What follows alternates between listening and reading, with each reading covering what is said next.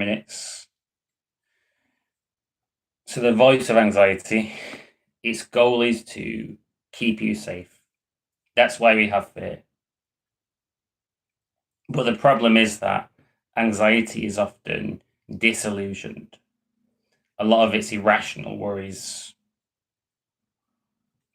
And the dream of anxiety is to stay in the dark and control you in secret with lies that you believe. And it often talks in ultimatums and threats. You must do such a thing if you want to avoid a bad outcome. You have to complete this task before this time, or else disaster will happen. It often uses language like should, which is associated with lots of guilt. And we all have an anxiety voice to some extent, some people more so. So what do you do when the anxiety voice is getting louder and it's spiraling? So I've wrote down a really simple exercise that you can do by yourself to stop it spiraling and bring back some self-control and calmness. What you do is you write out what the anxiety voice is saying verbatim.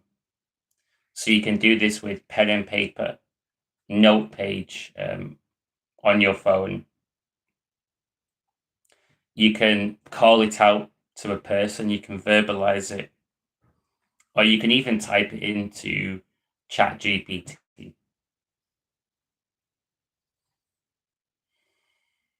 When you've wrote it out,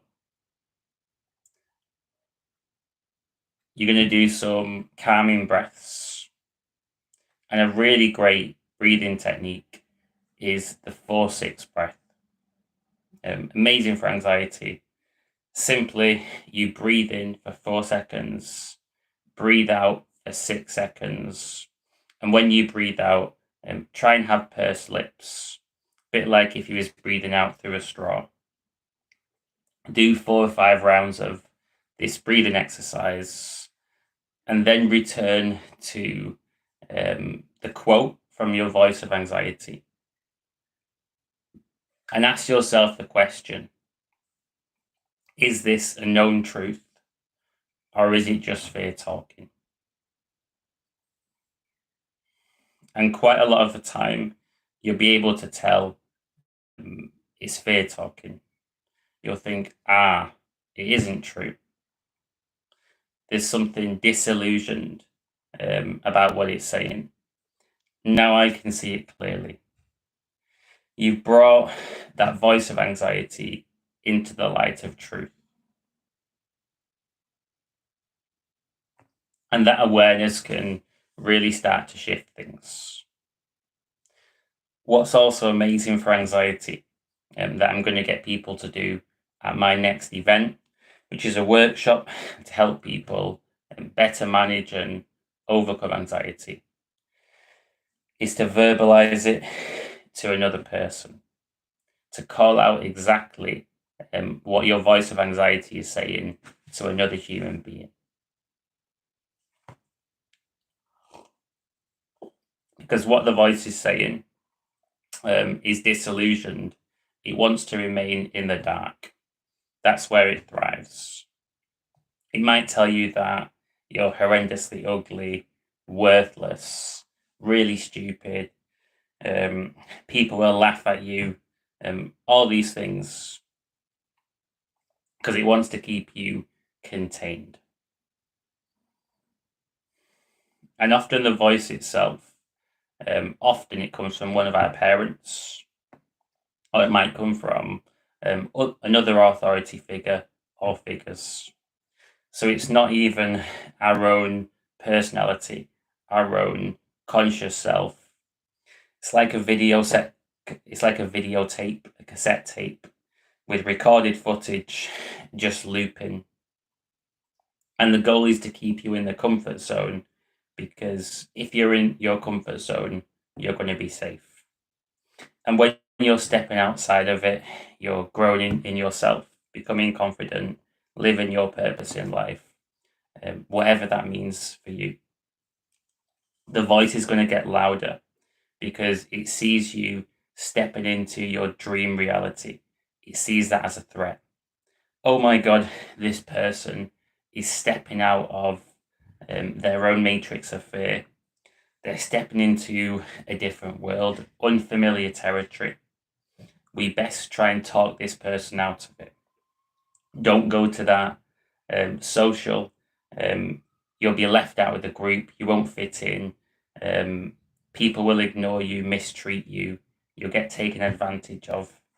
It'll say all these different things to try and make you, ideally, from the perspective of the fear, anxiety voice, stay in your bedroom and not leave the house.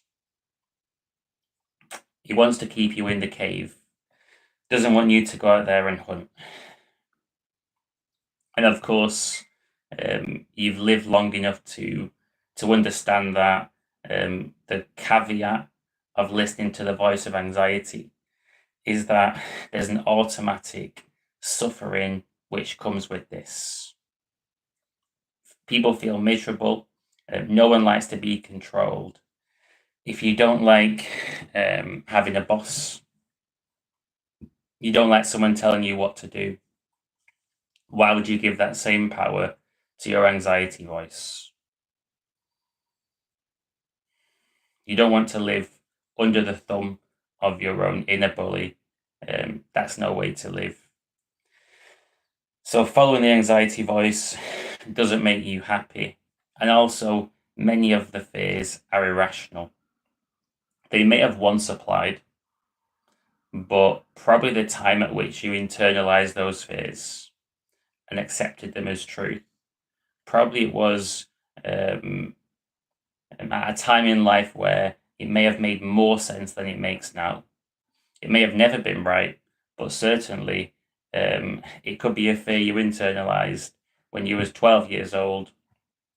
Now you might be mid-20s, and there's absolutely no need to be holding on to these fears because they're not relevant to the current you.